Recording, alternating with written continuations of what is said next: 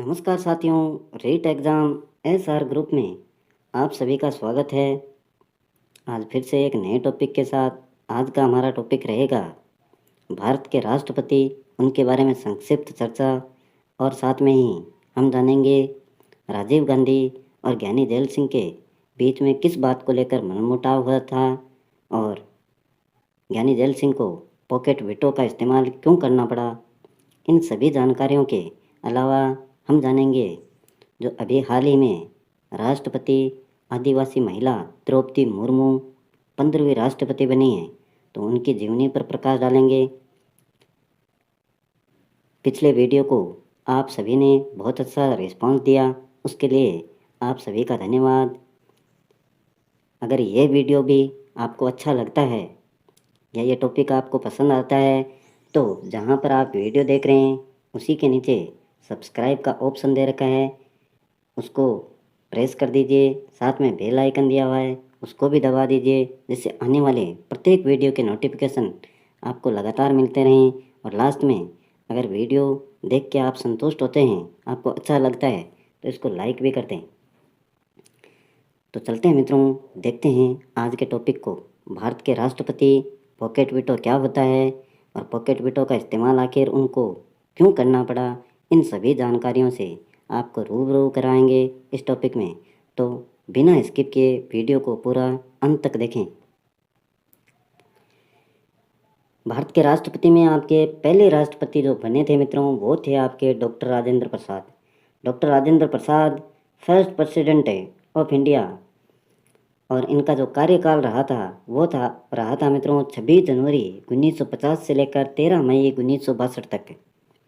ये याद रखें, आपको याद रखना अनिवार्य है। ये 26 जनवरी 1950 से लेकर 13 मई 1962 तक राजेंद्र प्रसाद जी राष्ट्रपति पद पर कार्यरत रहे। आपको ये भी पता होगा कि राष्ट्रपति का जो कार्यकाल होता है वो होता है 5 वर्ष का। कितने वर्ष का होता है? 5 वर्ष का।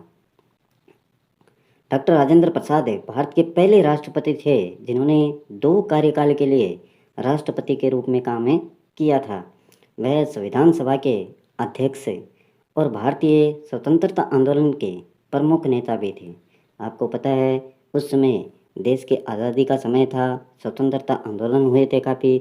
उनमें प्रमुख नेता के रूप में जो उभरे थे वो थे आपके डॉक्टर राजेंद्र प्रसाद। उन्हें 1962 में भारत रत्न से सम्मानित किया गया था। भारत रत्न होता क्या है? भारत रत्न आप सभी को पता होगा कि भारत देश का जो सर्वोच्च सम्मान होता है वो होता है आपका भारत रत्न। इससे बड़ा सम्मान भारत देश में कोई नहीं है। तो सर्वोच्च सम्मान से नवाजा गया किसको? डॉक्टर राजेंद्र प्रसाद को। कौन से ईयर में? 1962 में। तो ये याद रखें, भारत के पहले राष्ट्रपति, इनके कार्यकाल को ध्यान में रखें। और स्वतंत्रता आंदोलन के प्रमुख नेता भी कौन थे? डॉक्टर राजेंद्र प्रसाद। नेक्स्ट देखो आपके हैं डॉक्टर सर्वपल्ली राधाकृष्णन।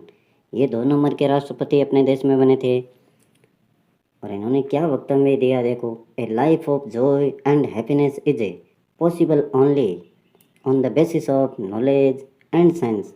कहने का मतलब क्या है? अगर आपके जीवन को खुशहाल या हैप्पी बनाना चाहते हैं तो वो सिर्फ बनेगा आपके नॉलेज यानी ज्ञान से और विज्ञान से।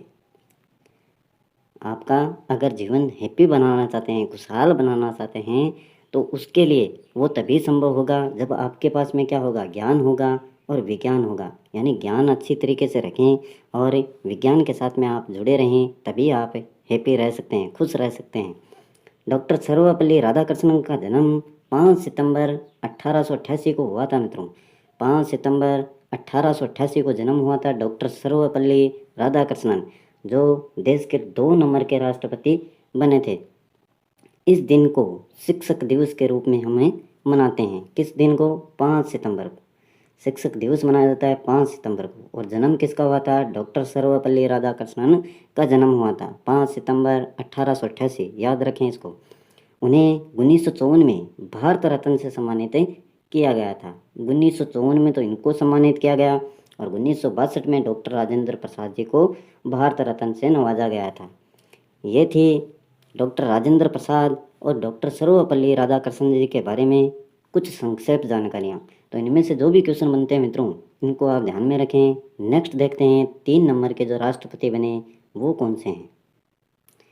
देश के 3 नंबर राष्ट्रपति थे आपके डॉक्टर जाकिर हुसैन, और ये फर्स्ट मुस्लिम प्रेसिडेंट भी थे, ये भी ध्यान में रखें। पहले मुसलमान जो राष्ट्रपति बने वो थे आपके डॉक्टर जाकिर हुसैन। इनका जो कार्यकाल रहा वो रहा था 13 मई 1967 से लेकर 3 मई 1969 तक।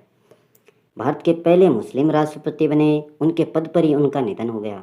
तो ये भी एक क्वेश्चन हो गया, पहले राष्ट्रपति जिनका पद पर रहते हुए निधन हो गया वो कौन थे, आपके डॉक्टर जाकिर हुसैन। उसी समय उपाध्यक्ष पद पर विराजमान थे आपके वीवी गिरी जी को कार्यवाहक राष्ट्रपति बनाया गया। इनकी मृत्यु या निधन के बाद में जो उपाध्यक्ष पद पर विराजमान वीवी गिरी जी थे उनको कार्यवाहक राष्ट्रपति के रूप में बनाया गया। उसके बाद सुप्रीम कोर्ट के मुख्य न्यायाधीश मोहम्मद हिदायतुल्लाह को 20 जुलाई 1969 को या 1969 से 24 अगस्त 1969 तक कार्यवाहक राष्ट्रपति बनाया गया। तो पहले तो कौन बने कार्यवाहक राष्ट्रपति, वीवी गिरी जी, इनको कुछ समय के लिए बनाया गया। उसके बाद में जो सुप्रीम कोर्ट के मुख्य न्यायाधीश थे मोहम्मद हिदायतुल्लाह जी, उनको 20 जुलाई 1969 से 24 अगस्त 1969 तक कार्यवाहक राष्ट्रपति के रूप में बनाया गया। तो पहले कार्यवाहक राष्ट्रपति का अगर पूछ लिया जाए तो वो तो थे आपके वीवी गिरी जी, और दूसरे नंबर के जो कार्यवाहक राष्ट्रपति बनाए गए थे वो थे आपके सुप्रीम कोर्ट के मुख्य न्यायाधीश मोहम्मद हिदायतुल्लाह जी। तो इनको भी ध्यान रखें, कौन से सन में कब बनाया गया यह आपके ध्यान में रहना ज़रूरी है। मोहम्मद हिदायतुल्लाह को 2002 में भारत सरकार द्वारा कला के क्षेत्र में पद्म भूषण से सम्मानित किया गया। अभी मैंने आपको बताया था कि जो भारत का सर्वोच्च सम्मान होता है वो होता है भारत रत्न, वो होता है मित्रों भारत रत्न। और जो दूसरा सर्वोच्च सम्मान होता है वो होता है आपका पद्म भूषण। तो दूसरे सबसे बड़े भारत के सम्मान से इनको नवाजा गया मोहम्मद हिदायतुल्लाह को भारत सरकार के द्वारा। किस क्षेत्र में, कला के क्षेत्र में। कौन से क्षेत्र में, कला के क्षेत्र में। कौन से ईयर में, 2002 में। इन्होंने शिक्षा में क्रांति भी लाई, शिक्षा के क्षेत्र में नए नए आयाम स्थापित किए। किसने किए, मोहम्मद हिदायतुल्लाह ने, इसलिए इनको पद्म भूषण से सम्मानित किया गया। तो ये कुछ खास जानकारियां हैं। डॉक्टर जाकिर हुसैन जी और वीवी गिरी जो कार्यवाहक राष्ट्रपति बने, इसके बाद में हिदायतुल्लाह जी बने, कब से कब तक बने, इनका कार्यकाल कितना रहा, पद पर रहते हुए जो पहले राष्ट्रपति बने जिनकी मृत्यु हुई वो थे आपके डॉक्टर जाकिर हुसैन। तो ये बातें हैं, ये याद रखें आप। इसके बाद में 4 नंबर के आपके राष्ट्रपति बने थे V V Giri ji. V V Giri only person elected as an independent candidate, यानी ये इस प्रकार के व्यक्तित्व थे जिनके सामने कोई भी, चाहे विपक्षी हो या पक्षी पार्टी का हो, इनके सामने राष्ट्रपति पद के उम्मीदवार के रूप में नहीं खड़ा हुआ, यानी स्वतंत्र रूप से इनको राष्ट्रपति चुन लिया गया था।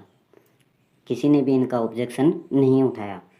और इनका जो कार्यकाल रहा वो रहा 24 अगस्त 1969 से लेकर 24 अगस्त 1974 तक है। तो ये याद रखें। वीवी गिरी भारत के चौथे राष्ट्रपति थे। उनका पूरा नाम था वराहगिरी वेंकट गिरी था। वह स्वतंत्र उम्मीदवार के रूप में राष्ट्रपति चुने जाने वाले एकमात्र व्यक्ति थे, यानी स्वतंत्र उम्मीदवार। यह मैंने आपको बता दिया कि इनके सामने किसी भी पार्टी का कोई उम्मीदवार इनके सामने खड़ा नहीं हुआ, स्वतंत्र रूप से इनको राष्ट्रपति पद के लिए चुन लिया गया था।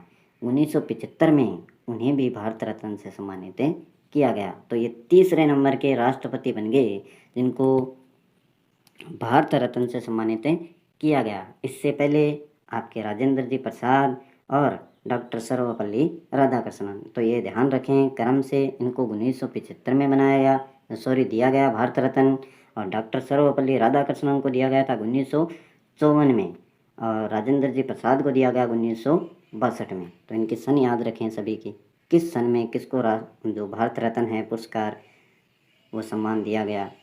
नेक्स्ट देखते हैं 5 नंबर के राष्ट्रपति कौन बने।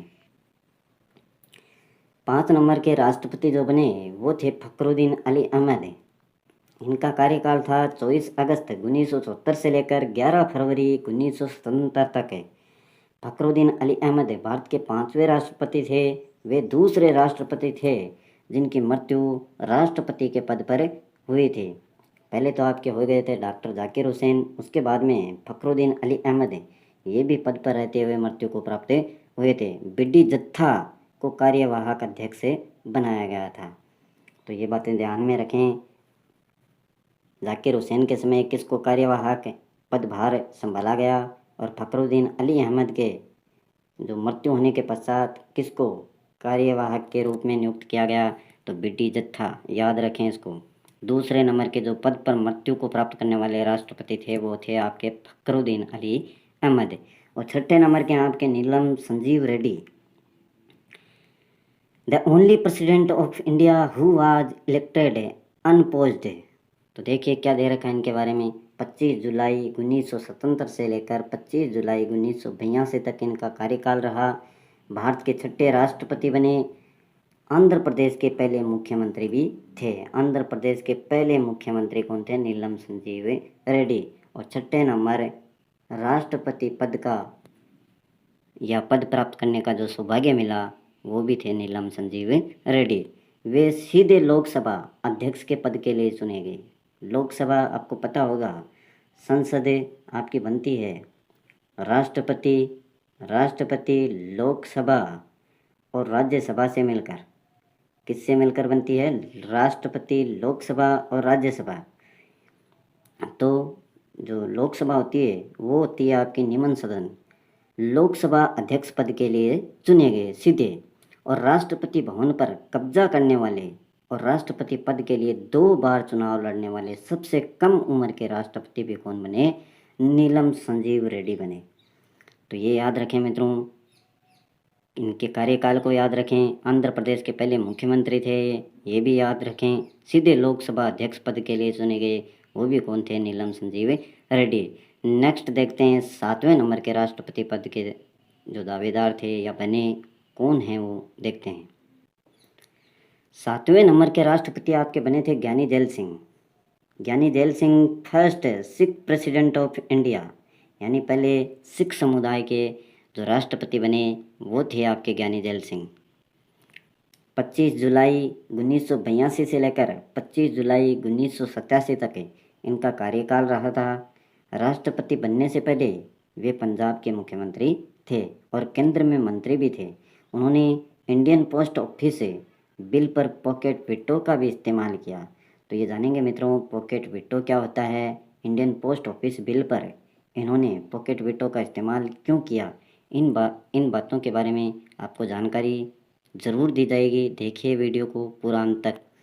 उनकी अध्यक्षता के दौरान operation blue star, Indira Gandhi की हत्या और 1984 के सिख विरोधी दंगों जैसी कई घटनाएं हुई। तो ये तो थे आपके ज्ञानी gel Singh, first Sikh president of India. और इनका कार्यकाल रहा था 25 जुलाई 1982 से लेकर 25 जुलाई 1987 तक है। और ये पंजाब के पहले मुख्यमंत्री भी थे, केंद्र में मंत्री भी रहे थे। पॉकेट वीटो का इस्तेमाल करने वाले पहले जो राष्ट्रपति थे वो भी कौन थे? ज्ञानी जैल सिंह थे। उन्होंने इंडियन पोस्ट ऑफिस बिल पर पॉकेट वीटो का इस्तेमाल क्यों किया, आइए जानते हैं, देखते हैं इसके बारे में। तो मित्रों पॉकेट वीटो देखो क्या होता है, इसके बारे में जानकारी लेते हैं। पॉकेट वीटो ये सर्वप्रथम है, इसके पावर का जिसने इस्तेमाल किया था वो थे आपके ज्ञानी जैल सिंह। और ज्ञानी जैल सिंह के समय उस समय प्रधानमंत्री पद पर मौजूद थे आपके राजीव गांधी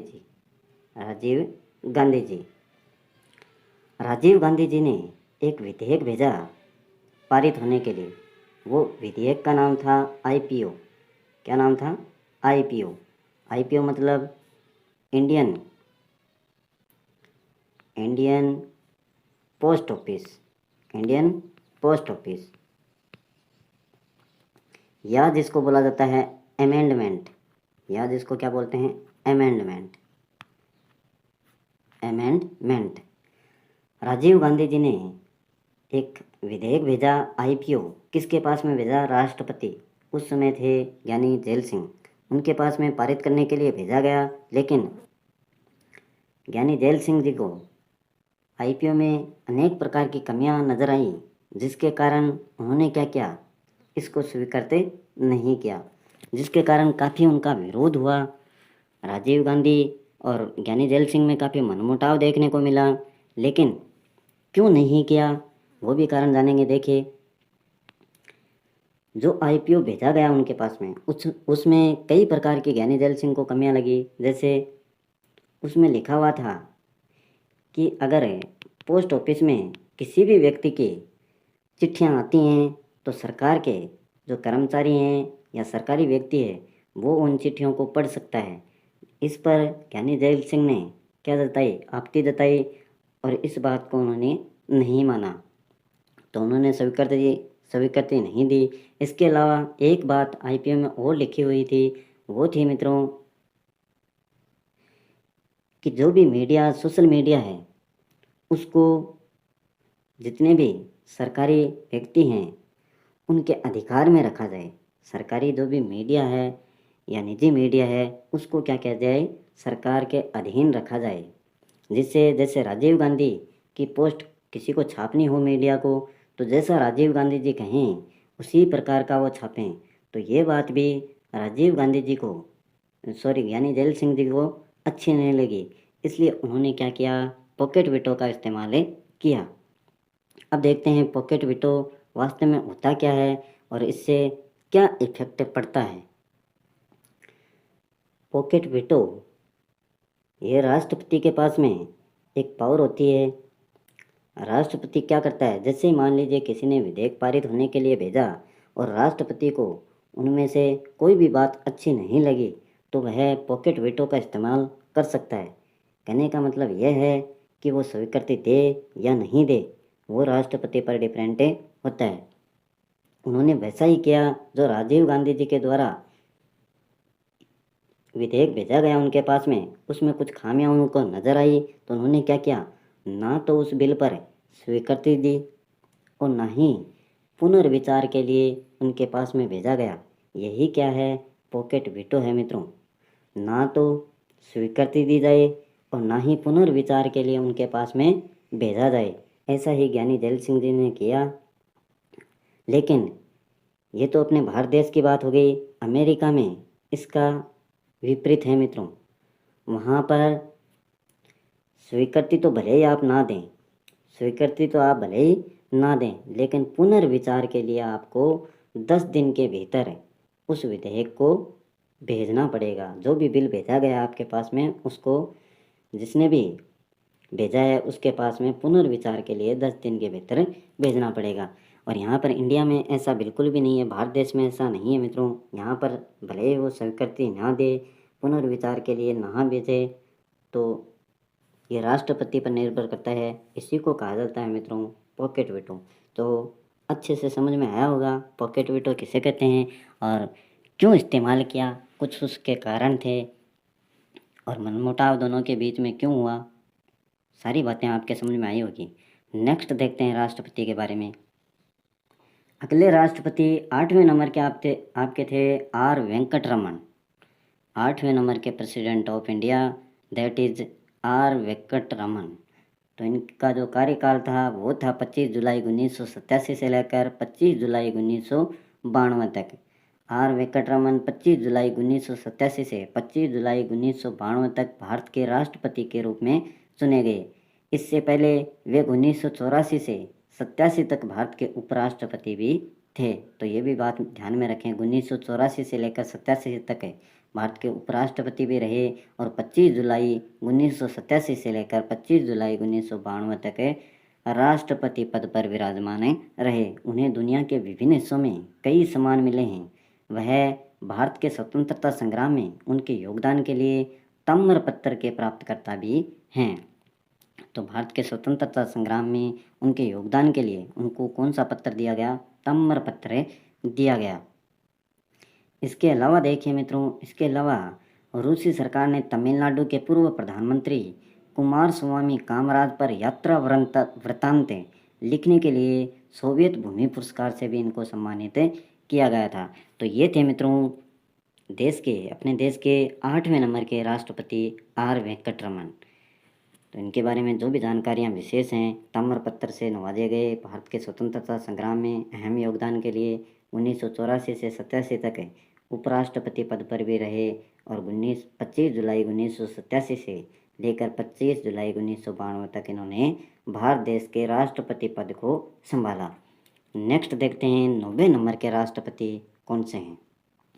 9वें नंबर के राष्ट्रपति मित्रों आपके डॉक्टर शंकर दयाल शर्मा। इनका कार्यकाल था 25 जुलाई 1992 से लेकर 25 जुलाई 1997 तक। राष्ट्रपति बनने से पहले वे भारत के 8वें उपराष्ट्रपति भी थे।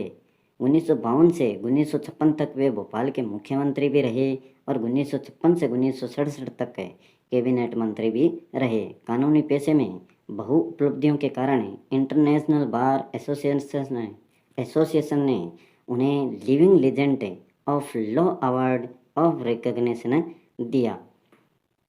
कानूनी पेशे में वो जानकार थे। कानूनी पेशे में उनकी उपलब्धियों के कारण किसने दिया? इंटरनेशनल बार एसोसिएशन ने। कौन सा अवार्ड दिया? Living legend of law award of recognition. तो ये ध्यान में रखें, कानूनी पेशे के जानकार डॉक्टर शंकर दयाल जी शर्मा भारत के 90 नंबर के राष्ट्रपति 25 जुलाई 1992 से लेकर 25 जुलाई 1997 तक उनका कार्यकाल रहा। इससे पहले वो भोपाल के मुख्यमंत्री भी रह चुके। 8वें उपराष्ट्रपति पद को भी उन्होंने पद पर वो विराजमान रहे थे। तो ये उनकी जो कुछ खास बातें हैं ध्यान में रखें। और 10वें नंबर के आपके जो राष्ट्रपति थे वो थे KR. Narayanan. KR. Narayanan first Dalit president of India. पहले दलित जो प्रेसिडेंट बने आपके वो थे के.आर. नारायणन। 25 जुलाई 1997 से लेकर 25 जुलाई 2002 तक इनका कार्यकाल रहा मित्रों। पहले दलित राष्ट्रपति कौन थे? के.आर. नारायणन थे। और देश के सर्वोच्च पद को प्राप्त करने वाले मलयाली यानी पहले मलयाली व्यक्ति। सर्वोच्च पद तो राष्ट्रपति का वैसे भी सर्वोच्च पद ही होता है, और इस पद को प्राप्त करने वाले मलयाली व्यक्ति प्रथम कौन थे? के.आर. नारायणन। और पहले दलित राष्ट्रपति भी कौन थे? के.आर. नारायणन थे। वे लोकसभा चुनाव में मतदान करने वाले भी पहले राष्ट्रपति थे। कई क्वेश्चन बन रहे हैं मित्रों इसमें। और उन्होंने राज्य विधानसभा को भी संबोधित किया। तो देखो कितने क्वेश्चन बन गए। एक तो पहले दलित राष्ट्रपति कौन थे? के.आर. नारायणन। और इसके बाद में जो प्रथम मलयाली व्यक्ति जो सर्वोच्च पद पर विराजमान हुए वो भी कौन थे? आपके के.आर. नारायणन। और लोकसभा चुनाव में मतदान करने वाले पहले राष्ट्रपति भी कौन थे? आपके के.आर. नारायणन। तो इनको याद रखें।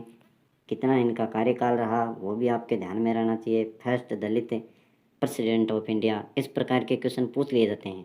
भारत का पहला दलित राष्ट्रपति कौन है? तो आपका जवाब होना चाहिए के.आर. नारायणन। नेक्स्ट देखते हैं अगले राष्ट्रपति कौन हैं। अगले राष्ट्रपति हैं आपके मित्रों डॉक्टर ए.पी.जे. अब्दुल कलाम। और इनका पूरा नाम है डॉक्टर अबुल पाकिर ज़ैनुल आबिदीन अब्दुल कलाम। ये भी ध्यान में रखें। First scientist who become the president of India. पहले साइंटिस्ट जो राष्ट्रपति पद पर विराजमान हुए। 25 जुलाई 2002 से लेकर 25 जुलाई 2007 तक इनका कार्यकाल रहा। भारत के मिसाइल मैन के रूप में इनको जाना जाता है। पहले वैज्ञानिक थे जिनको राष्ट्रपति पद संभाला और भारत के पहले राष्ट्रपति जिन्होंने सबसे अधिक वोट से जीते दर्ज की। तो ये मुख्य बातें हैं। मिसाइल मैन के रूप में किसको जाना जाता है? भारत के 11वें नंबर के राष्ट्रपति डॉक्टर ए.पी.जे. अब्दुल कलाम। और भारत के पहले राष्ट्रपति जिन्होंने सबसे ज़्यादा वोटों से जीत दर्ज की वो कौन थे? Doctor A P J. अब्दुल कलाम। उनके निर्देशन में रोहिणी फर्स्ट उपग्रहों अग्नि और पृथ्वी मिसाइलों का सफलतापूर्वक प्रक्षेपण किया गया। 1974 के मूल परमाणु परीक्षण के बाद 1998 में भारत में किए गए पोखरण द्वितीय परमाणु परीक्षणों ने उन्हें एक महत्वपूर्ण राजनीतिज्ञ, संगठनात्मक यानी जो संगठन को साथ में लेकर चले और तकनीकी भूमिका में देखा। तकनीकी तो आप देख ही पा रहे हैं। देखो रोहिणी उपग्रह अग्नि और मिसाइल पृथ्वी जैसी मिसाइलों का सफलतापूर्वक परीक्षण किया। तो तकनीकी क्षेत्र में ये काफ़ी मुख्य थे। उन्हें 1997 में भारत रत्न से सम्मानित किया गया। 1997 में उनको क्या दिया गया था? भारत रत्न, जो भारत देश का सर्वोच्च सम्मान है उससे नवाजे गए। तो ये महान शख्सियत हैं सभी, जिनके बारे में हम पढ़ रहे हैं आज। नेक्स्ट हैं आपके Shrimati Pratibha Singh Patil, first women president of India, that is Shrimati Pratibha Devi Singh Patil. तो देखिए इनका जो कार्यकाल था 25 जुलाई 2007 से लेकर 25 जुलाई 2012 तक रहा। राष्ट्रपति बनने से पहले वह राजस्थान की क्या थी, राज्यपाल थी। और 1962 से 1985 तक वह 5 बार महाराष्ट्र विधानसभा के सदस्य भी रही और 1991 में अमरावती से लोकसभा के लिए चुनी गई। इतना ही नहीं, वह सुखोई उड़ाने वाली पहली महिला राष्ट्रपति भी थी। तो मुख्य पॉइंट देखो मित्रों इसमें, एक तो जो पहली महिला राष्ट्रपति अपने देश में बनी वो थी श्रीमती प्रतिभा सिंह पाटिल। और राजस्थान की जो राज्यपाल थी उनको ये सौभाग्य मिला, वो भी कौन थी, प्रतिभा सिंह पाटिल।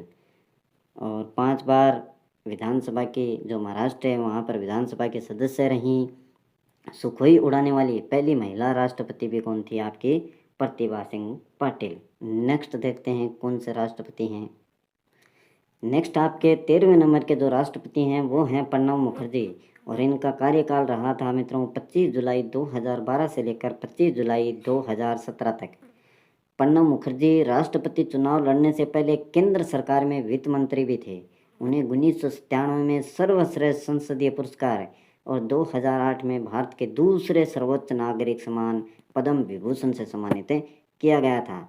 31 अगस्त 2020 सोमवार को 84 वर्ष की आयु में उनका निधन हो गया था। 31 अगस्त 2020 सोमवार को 84 वर्ष की उम्र में। तो ये आपके प्रणब मुखर्जी थे, राष्ट्रपति चुनाव लड़ने से पहले केंद्र सरकार में वित्त मंत्री भी रहे थे। सर्वश्रेष्ठ संसदीय पुरस्कार से 1997 में इनको नवाजा गया। 2008 में भारत के दूसरे सर्वोच्च नागरिक सम्मान पद्म विभूषण से इनको सम्मानित किया गया। तो इनके बारे में जो भी मुख्य बातें हैं इनको ध्यान में रखें। नेक्स्ट आपके 14वें नंबर के राष्ट्रपति रामनाथ कोविंद जी। रामनाथ कोविंद का जन्म 1 अक्टूबर 1945 को उत्तर प्रदेश भारत में हुआ था। वह एक भारतीय वकील और राजनीतिज्ञ हैं। वह भारत के 14वें और वर्तमान राष्ट्रपति थे। अभी तो देखो दो द्रौपदी मुर्मू जी हैं वो बन गई हैं, इनसे पहले कौन थे, अपने रामनाथ जी कोविंद थे। 25 जुलाई 2017 को राष्ट्रपति बने और भारतीय जनता पार्टी के सदस्य हैं। वे बिहार के पूर्व राज्यपाल हैं। राजनीतिक समस्याओं के प्रति उनके दृष्टिकोण ने उन्हें राजनीतिक स्पेक्ट्रम में प्रशंसा दिलाई। एक राज्यपाल के रूप में उनकी उपलब्धियां विश्वविद्यालयों में भ्रष्टाचार की जांच के लिए एक न्यायिक आयोग का निर्माण करना था। तो जब वो राज्यपाल थे उस समय उनकी उपलब्धियां थी कि विश्वविद्यालय में किसी भी प्रकार का भ्रष्टाचार होता है तो उसकी जांच के लिए एक न्यायिक आयोग का निर्माण इन्होंने किया था, रामनाथ कोविंद जी ने। नेक्स्ट देखते हैं 15वें नंबर के जो राष्ट्रपति अभी बनी हैं 25 जुलाई 2022 को, द्रौपदी मुर्मू जी। द्रौपदी मुर्मू एक भारतीय राजनीतिज्ञ हैं। वह 25 जुलाई 2022 को भारत की 15वीं राष्ट्रपति बनी। कब बनी? 25 जुलाई 2022 को। भारतीय राजनीतिज्ञ हैं। वे इस पद पर चुनी जाने वाली पहली वनवासी महिला नेता हैं। पहली वनवासी महिला नेता जो राष्ट्रपति पद पर विराजमान हुई वो कौन हैं? द्रौपदी मुर्मू जी। उन्हें 2022 राष्ट्रपति चुनाव में यशवंत सिन्हा के खिलाफ भाजपा ने अपना उम्मीदवार घोषित किया था। वह इससे पूर्व झारखंड की पहली महिला राज्यपाल के रूप में पदस्थ थी। तो राष्ट्रपति तो मित्रों अभी बनी है, इससे पहले वो झारखंड की पहली महिला राज्यपाल भी बन चुकी हैं। मुर्मू को भारत सरकार के द्वारा Z+ सुरक्षा प्राप्त है। तो वेरी इम्पोर्टेंट जो पर्सन होते हैं उनके लिए Z+ सुरक्षा रखी जाती है। इसमें काफ़ी ज़्यादा खर्चीली होती है, खर्चा बहुत ज़्यादा लगता है, इसलिए प्रत्येक व्यक्ति को देना संभव नहीं हो पाता है। लेकिन जो VVIP हैं, वेरी इम्पोर्टेंट पर्सन, उनको इस प्रकार की सुरक्षा दी जाती है। उन्हीं में से आपकी द्रौपदी मुर्मू जी एक हैं। कैसी होती है Z+ सुरक्षा? देखिए, इसमें आपके 36 सुरक्षाकर्मी होते हैं। इनमें 10 NCG यानी नेशनल सिक्योरिटी गार्ड्स और SPG स्पेशल प्रोटेक्शन ग्रुप है, यानी जो कमांडो होते हैं उनको रखा जाता है, साथ ही कुछ पुलिस वाले भी शामिल होते हैं। तो ये आप डायग्राम में देख सकते हैं, नरेंद्र मोदी जी हैं, इनको Z+ सुरक्षा रहती है इनके चारों ओर, देखिए ये इस प्रकार से। योगी जी हैं अपने उत्तर प्रदेश के CM, उनको भी Z+ सुरक्षा है, ये देखिए चारों तरफ जवान, पुलिस के जवान भी नज़र आ रहे हैं आपको। तो टोटल कितने होते हैं, 36 सुरक्षाकर्मी इसमें होते हैं। तो ये याद रखें मित्रों। भारत की 15वीं राष्ट्रपति कौन बनी, द्रौपदी मुर्मू जी। कब बनी, 25 जुलाई 2022 को। पहली वनवासी महिला नेता जो राष्ट्रपति पद पर विराजमान हुई कौन थी, द्रौपदी मुर्मू जी। और किसको हराया इन्होंने राष्ट्रपति चुनाव में, यशवंत सिन्हा को। इससे पूर्व ये झारखंड की पहली महिला राज्यपाल थी। तो ये मुख्य मुख्य बातें हैं, इनको याद रखें। नेक्स्ट पॉइंट देखते हैं इसी में। द्रौपदी मुर्मू ने भाजपा में रहते हुए कई प्रमुख भूमिकाएं निभाई हैं। उन्होंने ST मोर्चा पर राज्य अध्यक्ष और मयूरभंज के भाजपा जिलाध्यक्ष के रूप में कार्य किया है। साल 2007 में मुर्मू को ओडिशा विधानसभा द्वारा वर्ष का सर्वश्रेष्ठ विधायक होने के लिए नीलकंठ पुरस्कार से सम्मानित किया गया था। किसके द्वारा सम्मानित किया गया, ओडिशा विधानसभा के द्वारा वर्ष का सबसे सर्वश्रेष्ठ विधायक होने के लिए। कौन सा पुरस्कार, नीलकंठ पुरस्कार। कब दिया गया, 2007 में दिया गया। मई 2015 में भारतीय जनता पार्टी ने उन्हें झारखंड के राज्यपाल के रूप में चुना। मई 2015 में भारतीय जनता पार्टी ने किसका, झारखंड के राज्यपाल के रूप में, एवं वे झारखंड की पहली महिला राज्यपाल भी बनी। तो ये बातें ध्यान में रखें। वह उड़ीसा की पहली महिला और आदिवासी नेता भी हैं जिन्हें ओडिशा राज्य में राज्यपाल के रूप में नियुक्त किया गया था। अब देखिए आदिवासी नेता, ये बार बार शब्द आ रहा है आदिवासी। तो आदिवासी शब्द 2 शब्दों आदि और वासी से मिलकर बना है और इसका अर्थ है मूल निवासी होता है। भारत की जनसंख्या 8.6% यानी 10 करोड़ लगभग, जितना एक बड़ा हिस्सा आदिवासियों का है। पुरातन लेखों में आदिवासियों को अत्विका कहा गया है। पुरातन लेखों में, पुराने लेख आपको पता ही है किस में लिखे गए थे, संस्कृत भाषा में लिखे गए थे। तो उन ग्रंथों में आदिवासियों को क्या कहा गया है, अत्विका कहा गया है। महात्मा गांधी ने आदिवासियों को गिरिजन, गिरि का मतलब होता है पर्वत और जन का मतलब होता है लोग। तो आदिवासियों को गिरिजन किसने कहा, महात्मा गांधी ने कहा। गिरिजन का मतलब पहाड़ पर रहने वाले लोग कहकर पुकारा है। भारतीय संविधान में आदिवासियों के लिए अनुसूचित जनजाति पद का उपयोग किया जाता है। तो ये भारतीय संविधान में तो इसका आदिवासियों के लिए जो शब्द है वो तो है आपका अनुसूचित जनजाति, और महात्मा गांधी ने गिरिजन इनको कहा। पुरातन लेखों में आदिवासियों को अत्विका कहा है। तो ये बात ध्यान में रखें। और आदि और वासी 2 शब्दों से मिलकर बना हुआ आदिवासी, और इसका अर्थ क्या होता है, मूल निवासी। नेक्स्ट देखते हैं। नेक्स्ट है मित्रों आपका, वह काफ़ी बड़े बड़े पद पर रह चुकी हैं लेकिन उनके अंदर किसी भी प्रकार का अहंकार नहीं है। इसके लिए एक उदाहरण भी दिया गया है। क्यों अहंकार नहीं है, देखिए आप। एक समय जब वह शिव मंदिर गई थी तब मंदिर में अच्छी तरह से साफ सफाई नहीं होने पर उन्होंने खुद ही मंदिर में झाड़ू लगाई और उसके बाद उन्होंने दर्शन किए। तो इस प्रकार के व्यक्तित्व मित्रों बहुत कम देखने को मिलते हैं कि मंदिर में गई हैं वो, वहाँ पर साफ़ सफाई उनको नज़र नहीं आई तो वो स्वयं ही क्या झाड़ू लेकर के लग गई और पहले तो उन्होंने साफ़ सफाई की वहाँ की, उसके बाद में मंदिर के दर्शन किए। द्रौपदी मुर्मू जी का जन्म 20 जून 1958 को ओडिशा के मयूरभंज जिले के बेदोपोसी गांव में एक आदिवासी समुदाय में हुआ था। उनके पिता का नाम बिरंची नारायण टुड्डू है। बिरंची नारायण टुड्डू ओडिशा के मयूरभंज जिले के बेदोपासी गांव में इनका जन्म हुआ था 20 जून 1958 को। द्रौपदी की शादी श्याम चरण मुर्मू के साथ हुई है जिनका स्वर्गवास हो चुका है। उनके 2 बेटे भी थे जो कि अब इस दुनिया में नहीं हैं। उन्होंने अपना जीवन राष्ट्र के लिए समर्पित किया है और वह अपनी बेटी इतिश्री मुर्मू के सहारे अपना जीवन जीती हैं। तो कुल मिलाकर इनके कितने बेटे या बेटियां थी, 3 थे, जिसमें से 2 इनके पुत्र थे, 1 इनकी पुत्री इतिश्री। दोनों बेटे उनकी मृत्यु हो चुकी है और इनके जो पति हैं उनकी भी मृत्यु हो चुकी है। उनकी बेटी इतिश्री ने गणेश हेम्ब्रम के साथ विवाह किया है। उन्होंने अपनी स्कूल की शिक्षा निजी स्कूल से प्राप्त की एवं रामदेवी महिला कॉलेज भुवनेश्वर ओडिशा से कला स्नातक में ग्रेजुएशन की डिग्री प्राप्त की है। आगे देखते हैं कौन कौन से पॉइंटों को शामिल किया गया है। बहुत सारी इनके बारे में अगर जीवनी का विस्तार से अध्ययन करें तो कितना ही अध्ययन करो मित्रों, काफ़ी कम रहता है। ऐसी शख्सियत हैं द्रौपदी मुर्मू जी। अब देखें मित्रों, उनका जीवन साल 2009 से काफ़ी दुखदायक रहा है। द्रौपदी मुर्मू के एक बेटे की साल 2009 में असमय मौत हो गई थी, जिसका उनको काफ़ी बड़ा सदमा लगा था एवं उन्होंने तब भी हार नहीं मानी और खुद को इस सदमे से बाहर निकालने के लिए वे ब्रह्मा कुमारी संस्था के साथ में जुड़ गई, जहाँ पर शांति मिल सके। इसलिए उन्होंने क्या किया, ब्रह्मा कुमारी संस्था को ज्वाइन किया।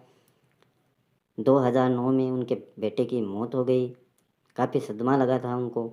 वर्ष 2013 में उन्होंने अपने दूसरे बेटे को एक सड़क हादसे में खो दिया। देखिए मित्रों, 2009 में असमय मौत हो गई इनके एक पुत्र की और दूसरे पुत्र की 2013 में सड़क हादसे में मृत्यु हो गई। उनके बेटे की मौत के कुछ दिन बाद ही उनके भाई और माँ का भी स्वर्गवास हो गया। वे जीवन में आगे ही बढ़ रही थी कि साल 2014 में उन्होंने उनके पति को भी खो दिया। मित्रों देखिए, 2009 से लेकर 2014 तक इतने वर्षों में इतनी मौत, इतनी मृत्यु जो देख चुकी हैं, वो आपको पता होगा कितनी कठोर होंगी, कितनी सख्त होंगी, कैसे अपने आप को संभाला होगा उन्होंने।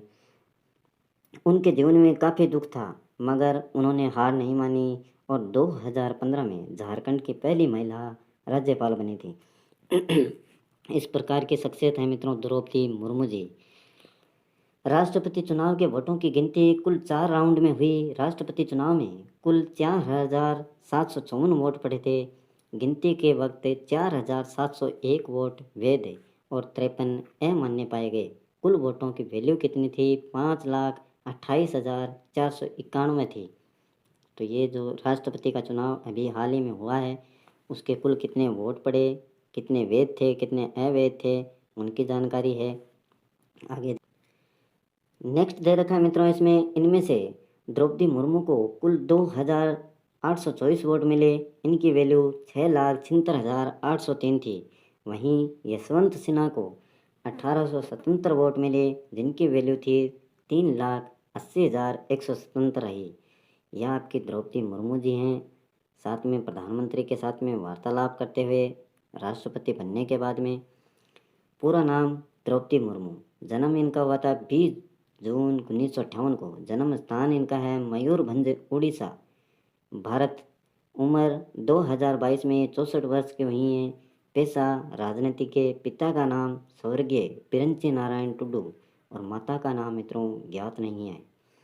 पति का नाम श्याम चरण मुर्मू, बेटी का नाम इतिश्री मुर्मू और इन्होंने दोनों अपने पुत्रों और पति को खो दिया है।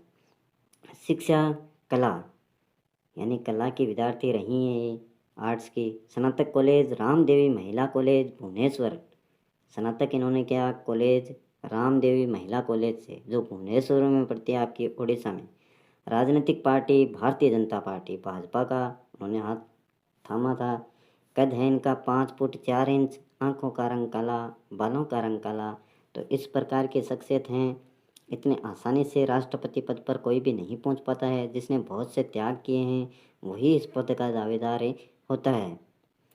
तो जितने भी राष्ट्रपतियों की चर्चा की वो अपने आप में विशेष हैं, अपने आप में हर जानकारी उनकी अहम है। तो मित्रों ये थे भारत के राष्ट्रपति और उनसे संबंधित कुछ अहम जानकारियाँ। साथ में हमने जाना पॉकेट वीटो क्या होता है, राजीव गांधी और ज्ञानी जैल सिंह के बीच में मनमुटाव क्यों हुआ, और भी जैसे Z+ सुरक्षा क्या होती है, इनके बारे में भी आपने जाना। तो आपको टॉपिक कैसा लगा? अगर पसंद आए तो लाइक करना, चैनल को सब्सक्राइब करना और अच्छे अच्छे टॉपिक इसी प्रकार के आपके सामने पेश होंगे। आज के लिए बस इतना ही। कल फिर मिलते हैं एक नए टॉपिक के साथ में। तब तक के लिए जय हिंद, जय भारत।